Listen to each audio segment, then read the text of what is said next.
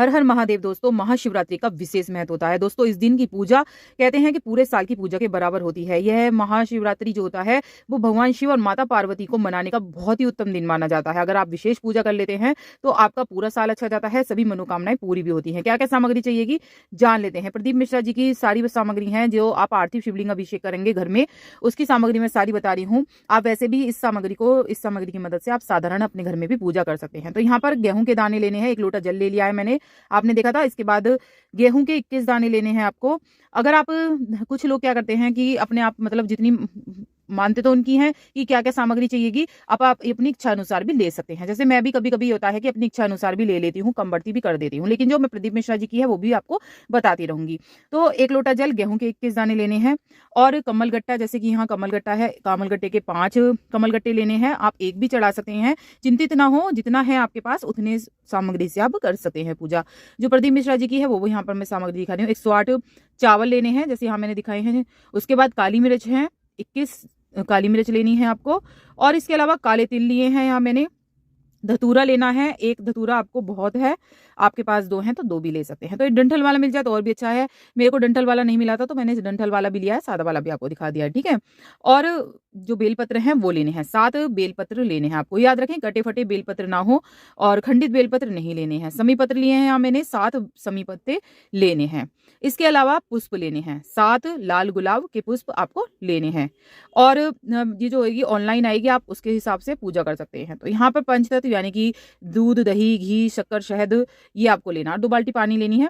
तो यहाँ मैंने एक साथ ही मिश्रित कर लिया था, सब चीजें एक साथ ही मिला लिया है। तो आप एक साथ भी मिला सकते हैं, अलग अलग लेकर भी स्नान करा सकते हैं। तो इत्र लेना है, जैसे यहाँ मैंने इत्र दिखाया है।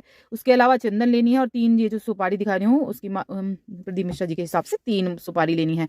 सारी सामग्री उनके हिसाब से ही बता रही हूँ। ऑनलाइन पूजा आएगी, मेरे चैनल पर वीडियो आ जाएगी, उसे देखिएगा किस तरह से उस दिन आपको पूजा करनी है। पार्थिव शिवलिंग आप बनाकर जरूर रख लीजिएगा।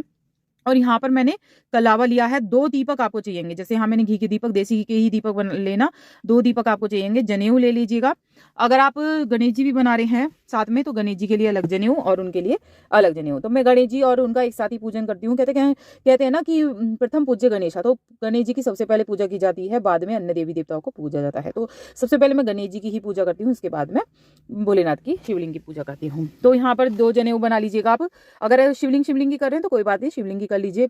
तो यहाँ पे जनेऊ लेने हैं आपको। यहाँ धूप बत्ती ली है मैंने और धूप बत्ती लेनी है आपको। माचिस रख लीजिएगा। और जो मतलब गणेश जी को चढ़ेगी दुर्वा, वो लेनी है। 21 या 7 दुर्वा ले सकते हैं आप। इसके अलावा भांग के पत्ते जो भी भगवान को पसंद होते हैं वो पत्ते ले सकते हैं। तो ये पत्ते लेने हैं। और क्या क्या बताया प्रदीप मिश्रा जी ने, सभी चीजें मैं इस वीडियो में दिखा रही हूँ आपको।